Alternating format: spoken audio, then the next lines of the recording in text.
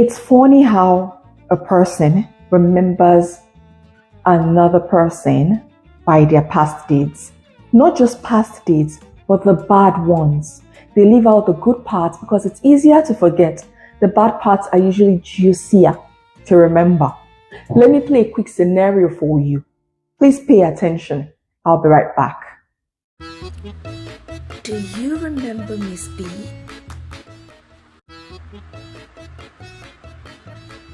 Oh, yes!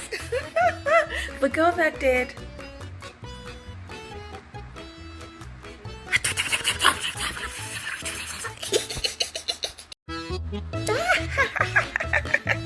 That's right.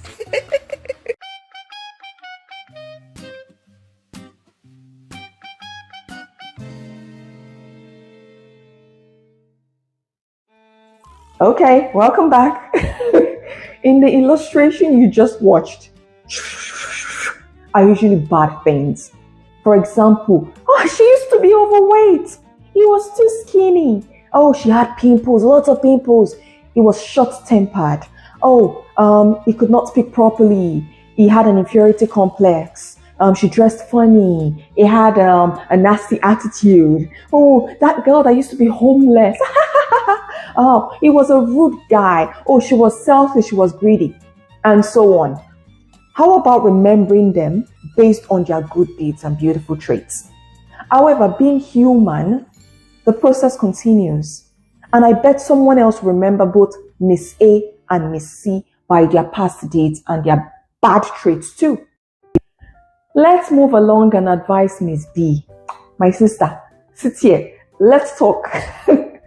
Please, do not step in your way by not achieving your God-given purpose just because of who you used to be in the past or what you hear people say about you. The past is dead and gone. Do not allow them to take you back there. You only have the present, right now, and your future. Work on those by doing what God has placed in your heart to do. And nobody was born perfect. When a baby is born, they do not start to walk immediately. It begins with the strength to lift their head, then rolling over, then sitting without support, and crawling, and finally walking. That's what life is about. It's a constant journey, filled with mistakes along the way.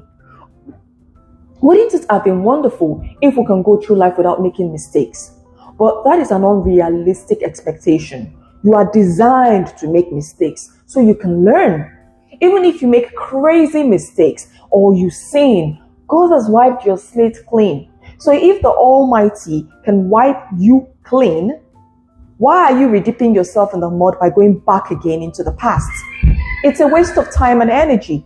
Don't you think it is time you forgive yourself? We are all sinners. We just sin differently. So do not stand in your own way.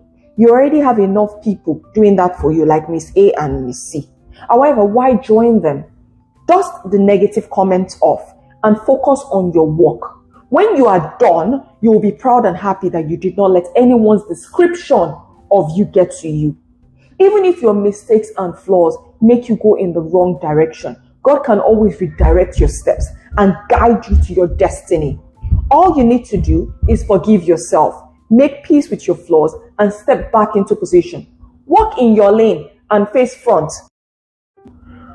As for being described by your physical looks and appearance, we all have flaws, and that includes the people who choose to exaggerate yours. They need to talk about it so they don't have to think about theirs. So if you're inferior because of your flaws, please let me remind you, there's no perfect human being. No one is perfect out there. Do not let photo filter, editing, cut and join, surgery and so on deceive you. Let me tell you something. If that flaw bothers you so much, I have two advice for you. One, do something about it. Find a solution. Google is your best friend. Or two, raise your head up high, chest out, and make peace with that beautiful imperfection of yours. Remember, you are not who people say you are. You are who God says you are. Please remain bold and confident.